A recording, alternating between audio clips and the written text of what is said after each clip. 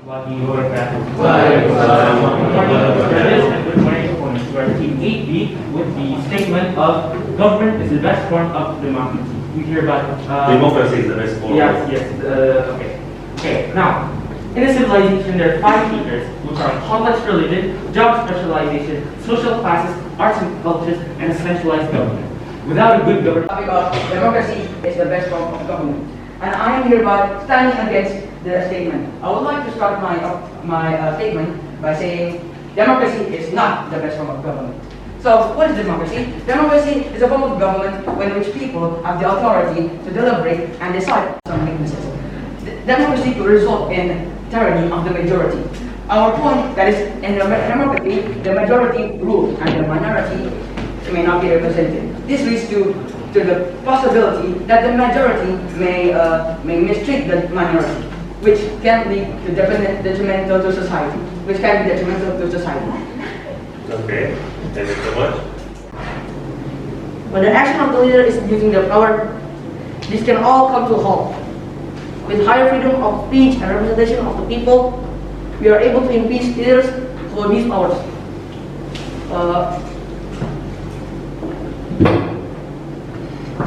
We can take the USA for the example. As you can see on the board, there's the legislative branch who can vote and make the laws. The judicial branch who can decide if either pass the law or veto the law. By doing this, all systems of government are balanced and provide a system of checks and balances. This means the democratic government makes it impossible to abuse power, which will make the country be more peaceful and have more representation in the world. This may lead to inefficient efficiency that does not necessarily benefit the country. Thank you. Okay. Like someone yesterday. You know who, right? Anyway, 2 minutes starts now. Democracy respects human rights better than any other system of government. And democracy is associated with performance. The law of human rights is respected. Citizens have the right to exercise their freedom of speech concerning the economy, education, health, and economic development. And as we said in the beginning, democracy is of people, by the people, for the people. It's about polarization and demagoguery. Politicians may influence public opinions to gain influence or support, which can polarize and divide society. The use of emotional appeals by politicians rather than using reasoning can also result in demagoguery. I'm sorry if I have that. By the statistics and show that most developed countries are either democratic or parliamentary. According to the data, 2017, democracy has grown across the world. According to the map, 96 out of 167 countries with population of at least 500,000 were democracies of some kind. Countries like the United States, United Kingdom, France, Germany, Japan, and many countries are nations with the high economic power are under the democratic rule. In conclusion, democracy is proven to be the best system of the government because it follows the principle of the people, for the people, and by the people. Thank you, I will turn back. Thank you so much. Your 2 minutes starts now. If lobbyists or special interest groups have a say in choices made by elected special officials in a democracy, the majority of people might not be benefited. Politicians may also begin to put re-election ahead of the good of the country. This could lead to corruption and lack of accountability. Thank you for your attention. Thank you so much. Allow me to actually disagree on your statement on point number 1, majority rule. Democracy is a free system of governmental. Everybody has the right to choose. And that means that with many votes means the same few, which means the fairest one. Point number 2, which is promotion of democracy, which is kind of true. But let me tell you something. Democracy is a free system, once again. Everybody has the right and also has the right not to vote. And it's very, although it's very unfortunate, but they also have their valid rights. And then we cannot force them and just actually lead to accepting their choice. Thank you so much. Wait, so for the people, by the people, and from the people. You know, what is your basis on making that all the people have all the rights to choose? That all people have the knowledge, have the ability to know what is the best for the country, right? So when you are, not everyone has the ability to know what's the best for the country. And what is your, and Chelsea also stated that majority does not rule, and what is for the point program, but that just gave me an idea about how people do not actually work. Don't you think about how people get into the jail for doing corruption, but in the jail they give money to people who are supposed to guard them, and they are going to bribe them so that they can have the best life in jail. And you could watch documentaries like Najwa Shihab, and it actually covers all of them. And I want to quote Kenzie saying about stability from the democracy also. A democracy is able to stabilize the significant changes, but democracy may result in too much power for the elite, especially in Indonesia.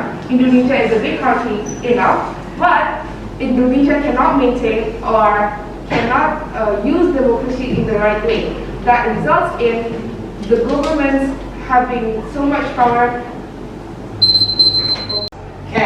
can use? Like UK. Yes.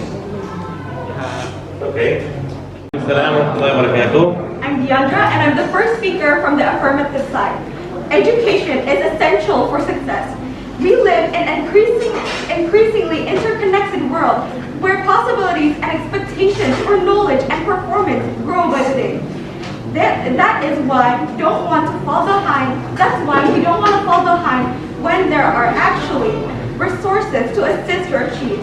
Education enables us to develop abilities such as time management, interpersonal skills, organization skills, and so on. Those certainly aid us to quest our success. Schools develop our knowledge skills. Institutions develop our soft skills, and experience develop our work skills. Thank you. Thank you so much. All the audience today, and today we're from team 8A, and we're going to be stating the opposite of the topic, which is kids who got better grades at school will be successful at life. So to begin with, your grades do not define your intellectual abilities. It only measures one aspect of someone's intellectual abilities, which is their academic performance. They do not represent a person's academic abilities. So some of the most successful people in the world don't do well at school because they are too busy working on their own projects, so that they don't do well at school. People like Steve Jobs, Mark Zuckerberg, and many other successful entrepreneurs in the world did drop out of college, but they still managed to become one of some of the world's best entrepreneurs. So a GPA does not reflect. A GPA reflects on someone's motivation in earning high GPA, but not representing someone's actual intellectual abilities. And not forgetting to mention some of the factors like cheating and other dishonorable things that a kid could do to get good grades. And that's all from the first point that I will state. Thank you. Warahmatullahi wabarakatuh. Today I'll be participating as the second speaker from the university. So, students who has balanced their academic performance with skills and other activities will come around with various talents and skills. And we also know that good grades can help us get scholarships. And maintaining good grades throughout your academic period is a sign that the student is a responsible person. And also, not forgetting, achieving good grades means he or she is already at the best level as a student. Thank you. Assalamualaikum warahmatullahi wabarakatuh. Waalaikumsalam warahmatullahi wabarakatuh. Hello everyone, my name is Fabian. Today I am going to talk about good grades. First, good grades are proof that as a student, this person was good. As an employer or as a worker, this will do the task will excellent. Good grades are also proof that someone will achieve a better change at application job. Like example, if a person doesn't have any education background, their application for the job will be very low compared to a person with a many education background will have a successfully rate in the life. Work hard and determine for the future for the lack of effort students put, and this lack of effort is known as cheating. Now, for example, if a student cheats on a test, they have not put in the effort and they have not mastered the material at all. Of course, cheating is not an uncommon thing. So, a research done by Dr. Donald Mukabe in 1990, one of the founders of ICAI, found that over 60% of university students have admitted to cheating before in some form or in some kind. And also, in 24 high schools all around America, in the United States, there were 70,000 students who have also admitted to cheating in some kind of way. So, when a student cheats or puts in a lack of effort, this means they have not mastered the material and they have not. Okay, thank you.